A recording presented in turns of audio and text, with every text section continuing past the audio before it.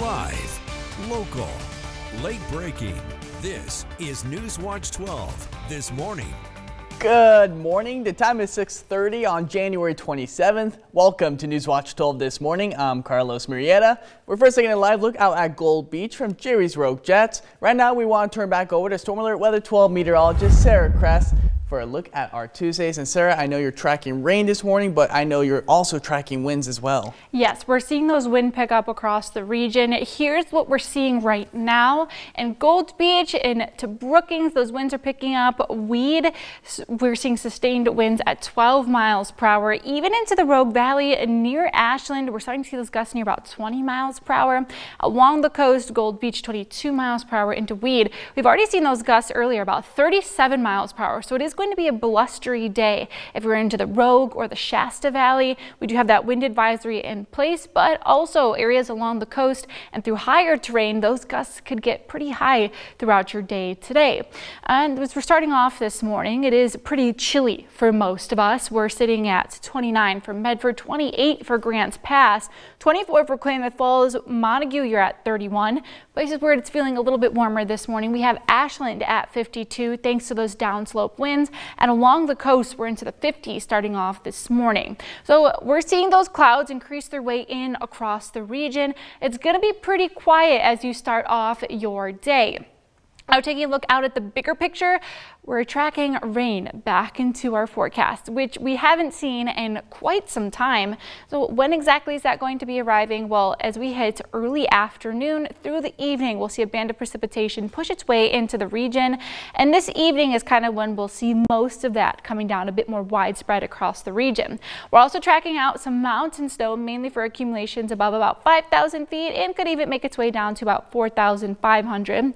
Highs today are expected to be on the mild side still. We'll see 50s for some, even into the upper 40s. Skies in general are going to be mostly cloudy throughout your day, overcast when we start to see that rain push its way in. Most of this precipitation is going to be coming down for your Tuesday, and then as we work into your Wednesday and Thursday, lighter showers are possible across the region. I'll go into a bit more details on timing today, how much rainfall we're expected to see, and if we could see any snow impacts, all coming up in your next forecast.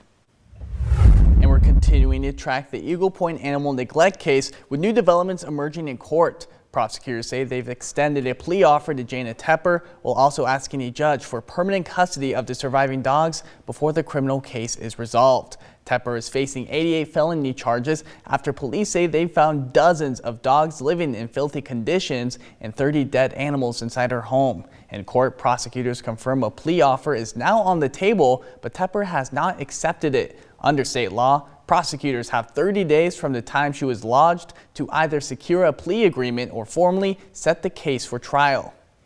And Danny Marie Schofield, the former Asante nurse, appeared in court as her high-profile assault case moves towards trial. Court officials are making special plans for jury selection and media logistics in the case. The focus is on how the court will handle a large jury pool and expert witnesses that could play a key role in the upcoming trial. Schofield remains not guilty to all 44 second-degree assault charges. Attorneys told the court discovery is moving forward and expert witness schedules are being coordinated. The court discussed jury selection logistics, including a pool of potential jurors plus alternates. The next hearing in March will focus on these logistics, which may start in the chambers before moving on the record. And a Tule Lake man is facing several charges after a violent assault in an alley earlier this month. That resulted in the victim's death. Klamath Falls Police Department says the man on your screen was seen leaving the scene, where a 55-year-old man had been assaulted with a bike-like object. The victim sustained severe head trauma and facial injuries, which were ultimately fatal. Police identified the suspect as 37-year-old George De Leon, who was arrested on January 22nd. He faces charges of assault, tampering with evidence, and murder. He's scheduled to appear in court this Friday. And moving into a scam alert, the Jackson County Sheriff's Office is warning of a new scam impacting community members.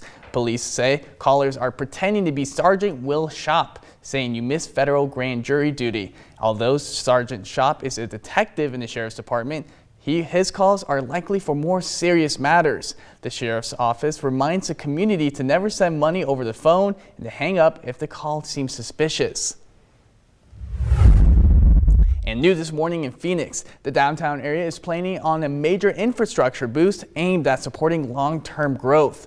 Let's bring in Newswatch 12 Danny Stepanovich, who is live near downtown with more. Danny, what can you tell us this morning?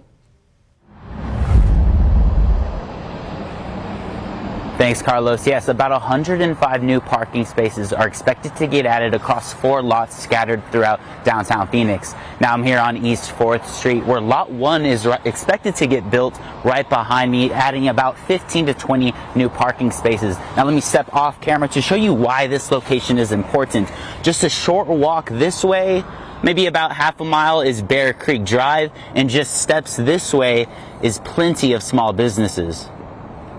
Real opportunity is, getting folks to not only visit a business in town, but stick around and explore. Leaders say the goal goes beyond parking. It's about making city development more affordable and appealing. I'm excited the fact that the downtown continues to grow and evolve, and I fully expect that we will be building more residential, commercial buildings. The city council has already approved purchases of 4 smaller parking lots throughout downtown, hoping to encourage walkability and discovery. If we can get people to stay for another 2 or 3 hours, explore town and visit some of the interesting small businesses that we have, I think that's a big win. The parking project is part of a $4 million revitalization effort, which also includes sidewalk upgrades. They want to be able to walk out of their homes and be able to go and walk downtown and then not use their cars. And for the residents? When I first moved in, there wasn't really any sidewalks and couldn't really take my dog out on the main road because it's just a little bit too sketchy with all the crazy cars driving by and whatnot. But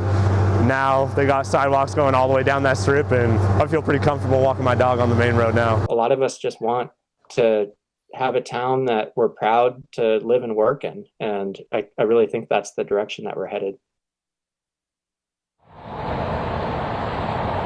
Now, sidewalk construction towards the south end of downtown is expected to get wrapped up in May, while city leaders say there's still not a timeline yet on the parking lots, but they say they're about 90% done through design and environmental reviews. Live in Phoenix, Danny Stepanovich. Alrighty, Danny, thank you so much. Chris Barnett has posted on Facebook saying he's resigning as a Josephine County Commissioner effective immediately. Barnett served as commissioner since January of last year, but with his resignation, this now leaves only one commissioner on the board, Ron Smith. The county's legal counsel, Wally Hicks, says the Josephine County Charter does provide a temporary board consisting of other administrative elected officials, but just to appoint the filling vacancies. Hicks says he's waiting on the election results certification tomorrow before they take any further steps regarding the temporary board. He may be able to identify when the temporary board's first meeting will occur. That may happen as early as Wednesday after the results are certified, but that's not going to happen before. Newswatch 12 has reached out to the Josephine County Board of Commissioners and Commissioner Ron Smith, but we are still waiting to hear back. And your voice, your vote. Former Portland Trail Blazer Chris Dudley has announced he is once again running for Oregon governor. This video from our 2010 archives was when Dudley previously ran for governor. Back in 2010, Dudley lost to Democratic Governor John Kitzelberg by a slim 22,000 votes. It was the closest a Republican came to winning Oregon governor since 1982. Dudley says he wants to lead Oregonians no matter their party affiliation. And the Oregon lawmakers are considering a bill that will let the state hold payments to federal government if funds Oregon is owed are unlawfully delayed. The Recourse Act would allow the governor to direct state agencies to withhold certain payments like Medicare transfers or contractor payments if a court has ordered funds to be sent and they aren't received. State officials say most Oregonians won't notice any immediate changes. The bill is designed as a safeguard to protect federally funded programs and ensure services continue without interruption. And moving into a follow-up story, engineering and digital media students at Henley High School have been busy building a custom mobile fire command center for the Oregon Department of Forestry. Now, we first brought you the story last spring when Henley High School received an old school bus from the Oregon STEM Hub and began designing the bus for ODF. Now, those designs have been finalized. Students have wired electricity, built custom cabinets, and are even painting a mural in the bus. We're able to incorporate our engineering, our construction, and our art department on one project. And not only is it a project that is valuable for us, but it's also valuable for our firefighters and our community. The Fire Command Center is set to finish just in time for fire season, making it easier for firefighters to plan their course of attack. The Jackson County Expo and the city of Central Point just announced that this year is the last year they will be hosting Boomfest. The decision comes as the city continues to grow and fire risk increases year after year. Leadership say 2026 will be the last year fireworks can be responsibly hosted at the Expo. Both the city and the Expo say they're thankful for the support the event has received and look forward to ending the tradition with a bang. And Angelo's Pizza has announced that their Phoenix location will be closing at the end of the month as they sold that property due to a family trust situation. The pizza parlor says it has been a very difficult and disheartening decision as they look forward to continuing serving customers in Medford. This comes as Ray's Food Place and Abby's Legendary Pizza in White City closes, the third closure this month alone. Angelo's Pizza is set to be replaced by Legends Pizza Company.